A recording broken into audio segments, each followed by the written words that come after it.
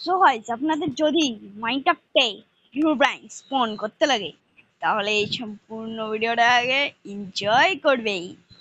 আজকে আমরা কোনো ইস্যু করব না। আহ, এটা আমাদের একটু গ্লিচ হয়ে গেছে এটা। আমরা এবার সবকিছু নিয়ে নিচ্ছি। সো গাইস, আমরা সবকিছু নিয়ে নিছি।